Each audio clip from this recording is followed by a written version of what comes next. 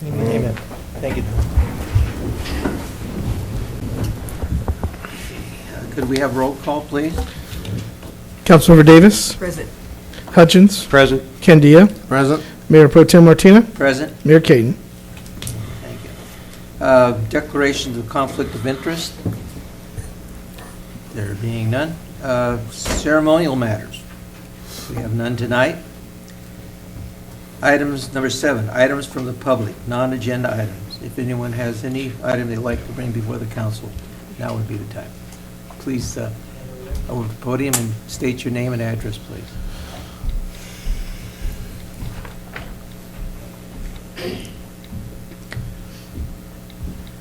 Good evening, council members. My name is Bowden Holland. I live at 250 Sunbird Drive, Turlock, California. So I'll try to make this as brief as possible. I've already talked to some of the city officials. Currently, the city code forbids any individual or organization coming into the city and doing door-to-door solicitation.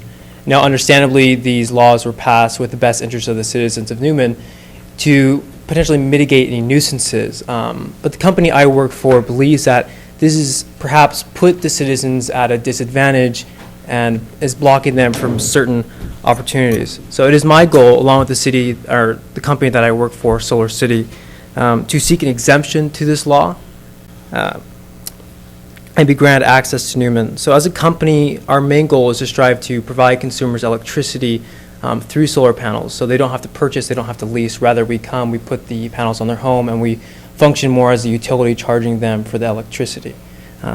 Oftentimes saving consumers quite a bit compared to local utilities such as TID or PG&E. There's obviously many more advantages to going solar just beyond the monetary, and I'll be able to discuss that with the City Council. But my main objective today was to introduce myself, the company I work for, and to gauge the Council's interest on moving forward and perhaps agendizing this issue for the next meeting. Okay, we can't act on anything that's on the non-agenda item.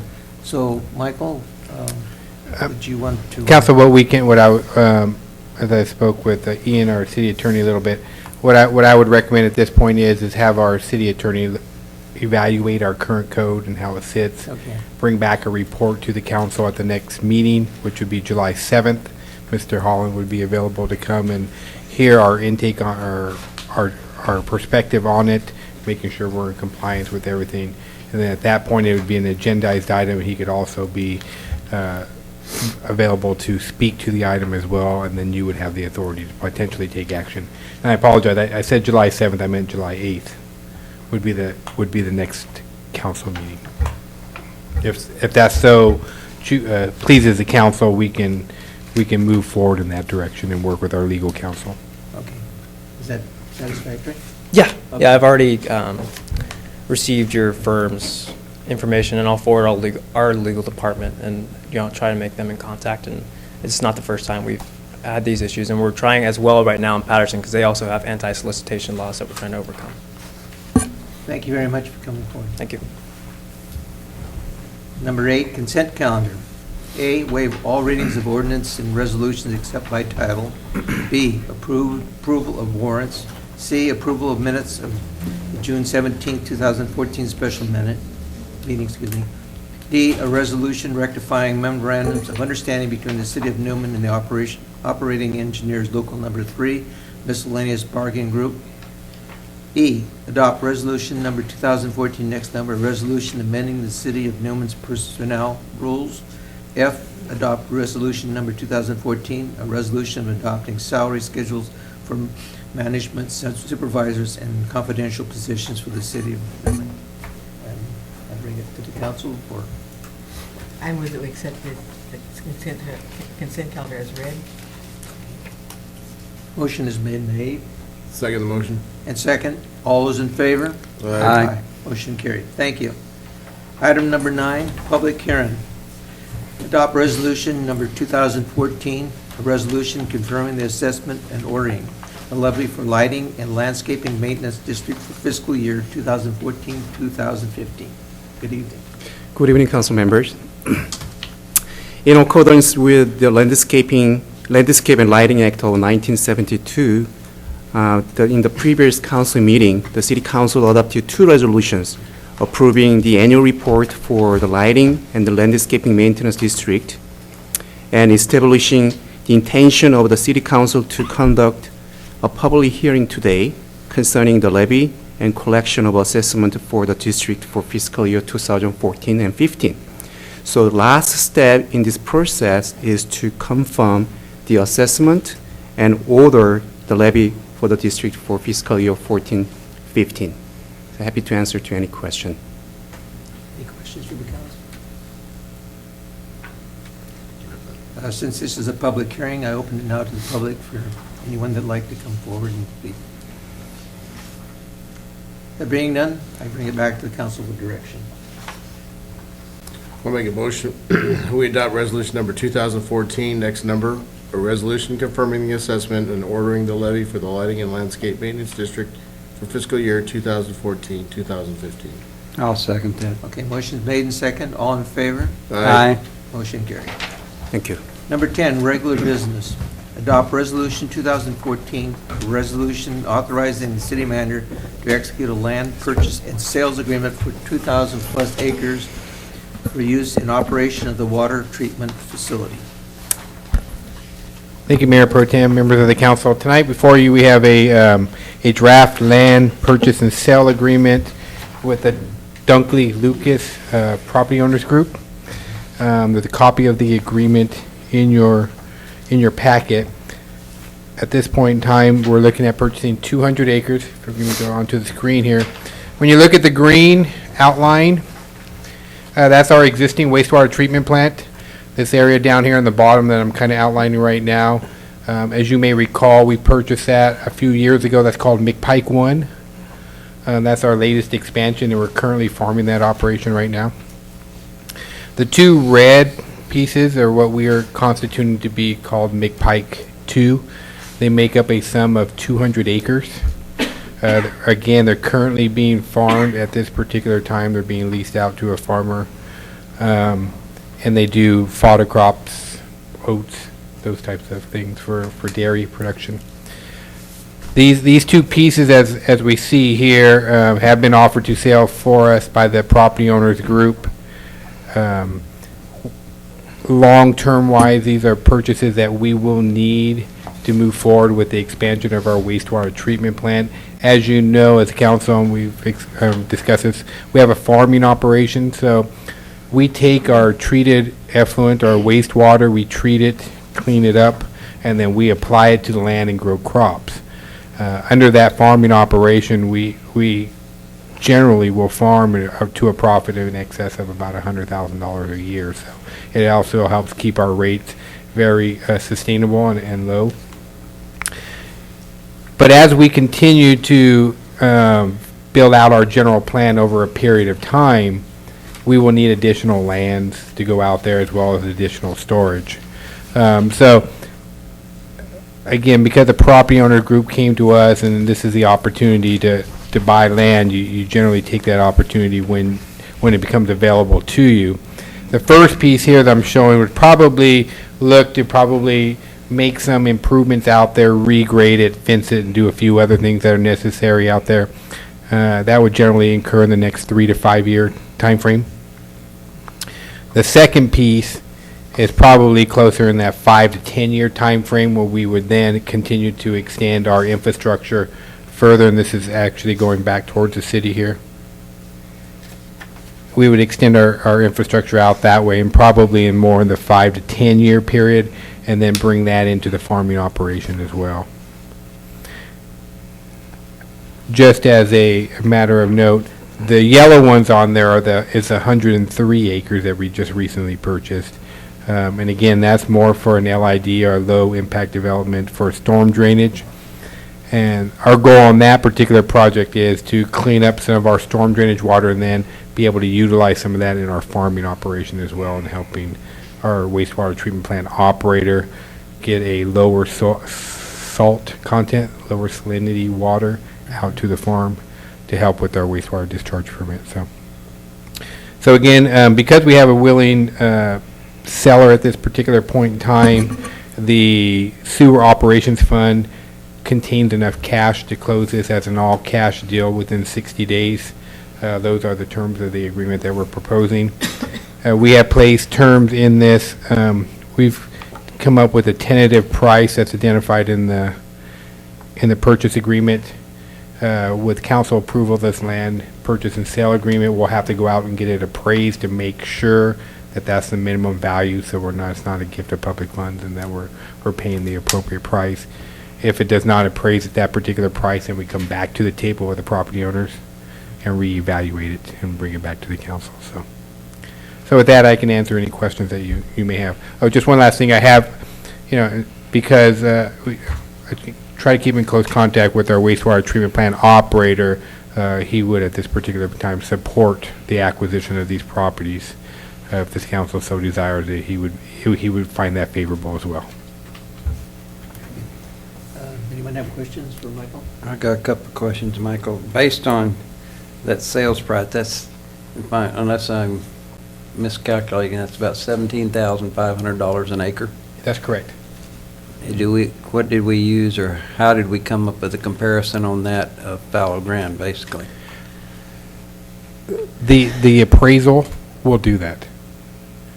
The appraisal that'll follow before we close escrow will come up and evaluate to make sure that price is in the valuation is consistent with comps that are already out there for land that's being sold. What did we pay for the last land that we? It varied between pricing. The one with the yellow dot there that I'm showing on the screen next to my cursor, because that has CCID water, was $16,500. The other was lower because there was no water to the land and it was grazing land. So we paid about $13,000 an acre. Does this have any water rights on it at all? There's a big there's a pump, ag well on the property. But no CCID rights or anything? No CCID water on these ones. But there's a big ag well in this corner up here right now that we are including in the purchase price. Thank you.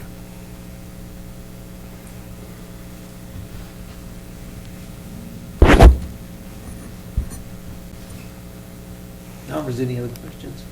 No. Thank you. Any other questions from the council? Okay, I'll bring it back to the council for direction. I'll make a motion we adopt resolution number 2014, next number. A resolution authorizing the city manager to execute a land purchase and sale agreement for 200-plus acres for the use and operation of the wastewater treatment facilities. I second that motion. Motion's been made and second. All in favor? Aye. Motion carried. Item number 11, District 5 Supervisor Jim D. Martini. Good evening, Jim.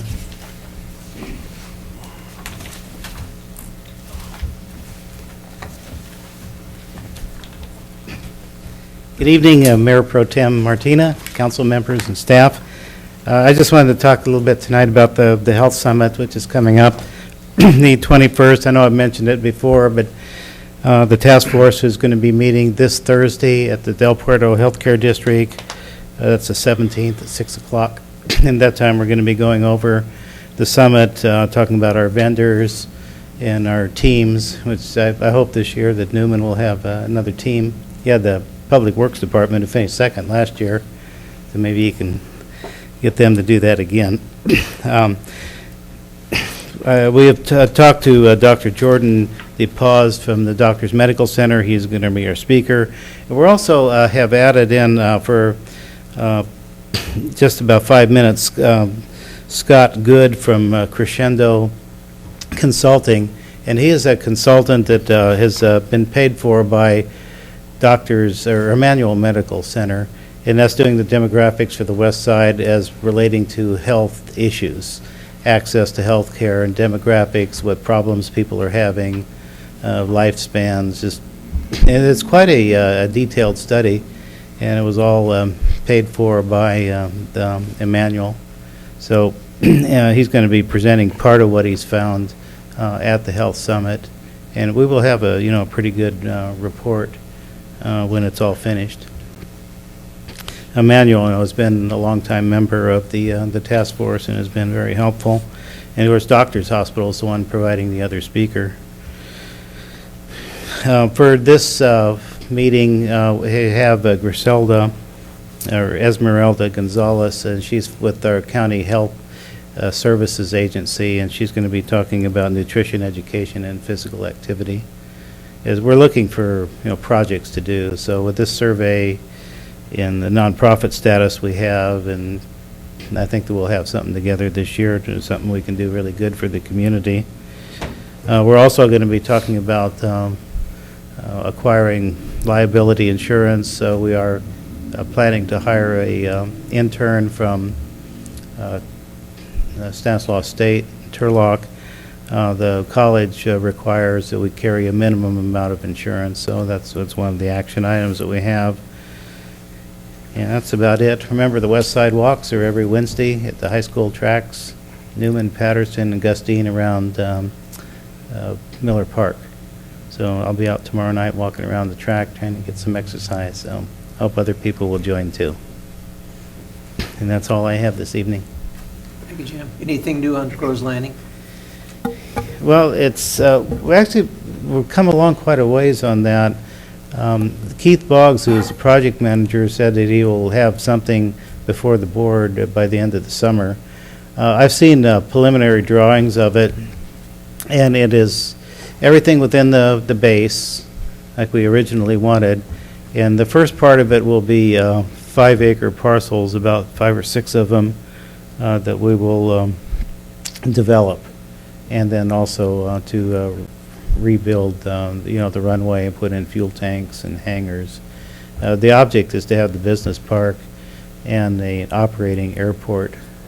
And it's all being done by the county, all the studies. There's no developer involved in this time, since the last one was such a flop.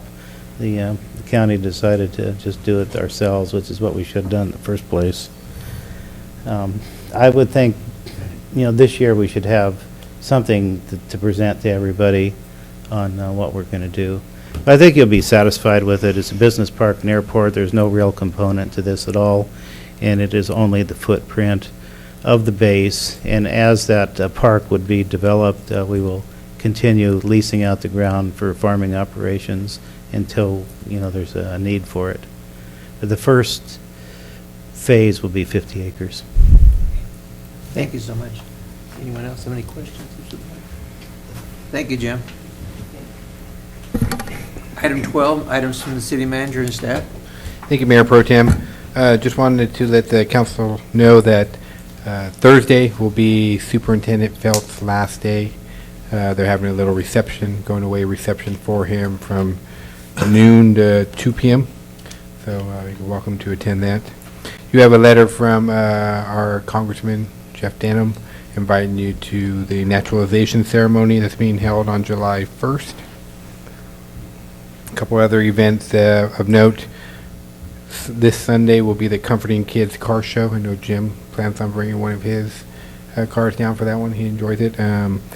Sounded like this year they moved it up to June 29th, and there was no other competing car shows, so they're expecting a pretty large turnout. So should be some nice vehicles there to inspect.